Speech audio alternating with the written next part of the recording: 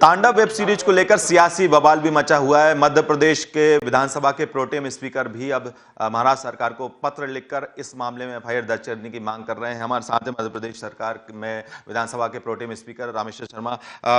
आपने पूरा तांडव को समझ रहे हैं, पूरा जिस तरह से लगातार विवाद हो रहा है, आप पत्र लिख रहे हैं। निश्चित रूप से हमें उम्मीद थी कि बाला साहब ठाकरे के पुत्र श्रीमान उद्धव ठाकरे हिंदुस्तान की मान मर्यादा और हिंदू धर्म की संस्कृति को, जिसके लिए जिंदगी भर संघर्ष बाला साहब ठाकरे ने किया है, वो भगवान शिव की मर्यादा, भगवान राम की मर्यादा, महावीर गौतम और गुरु नानक की मर्यादा को इस देश और संस्कृति में जिंदा रखेंगे। तांडव फिल्म के माध्यम से जिस तरह हिंदू देवी देवताओं का सार्वजनिक एक खान गैंग ने अपमान किया है, बाला साहब ठाकरे के बेटे ने, उद्धव ठाकरे जी ने अभी तक उन पर एफआईआर नहीं की। मध्य प्रदेश सरकार ने स्वयं होकर एफआईआर कर दी, थानों में हमारे यहाँ एफआईआर हो गई, उत्तर प्रदेश सरकार ने एफआईआर कर दी, अन्य प्रदेशों में भी इस पर कार्रवाई शुरू है। लेकिन मैं उम्मीद करता हूं श्रीमान उद्धव ठाकरे जी से कि बाला साहब ठाकरे की जो हिंदुत्व की मर्यादा है, बाला साहब ठाकरे की जो हिंदुत्व की और सिंह गर्जना है, आप उसका पालन करिए। आप दूसरों के बहकावे और डर में मत आइए। एक जनप्रतिनिधि राम कदम वहां 4 दिनों से भूख हड़ताल पर बैठा है केवल इस बात पे कि राम का अपमान बचाओ।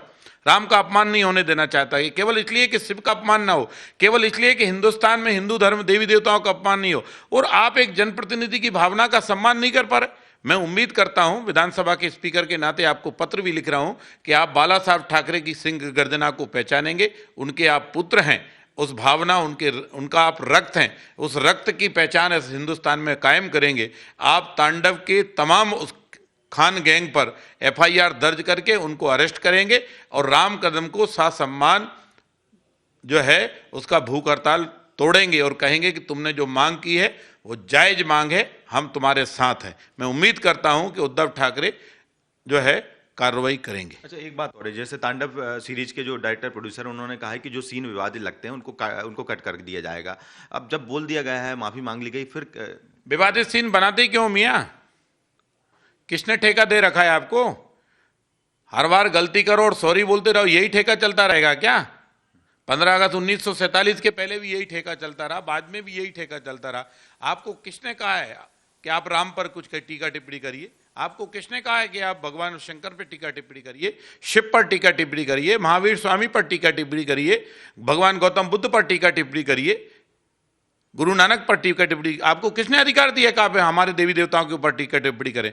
और अगर आप करते हो तो अपने पीर पैगंबर के ऊपर जरा एक टीका टिप्पणी करिए।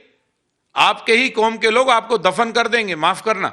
और इसलिए मेहरबानी करके देवी देवताओं का अपमान ना करें, ये आप बिल्कुल क्लियर समझ लीजिए, नहीं अन्यथा हिंदू तांडव के लिए बेबस हो जाएगा। जी, तो ये थे मध्य प्रदेश विधानसभा के प्रोटेम स्पीकर रामेश्वर शर्मा, जिनका साफ तौर पर जो पत्र लिख रहे हैं जो शिवसेना है उसको, महाराष्ट्र सरकार को, साथ में इस बात का जिक्र कर रहे हैं कि जो बाला साहब ठाकरे के जो सिद्धांत थे उन सिद्धांतों को भी ध्यान में रखकर इस पूरे मामले में एफआईआर होनी चाहिए। Camera person Kamlesh Srivastava, Vipin Srivastava, Bhopal, news 24।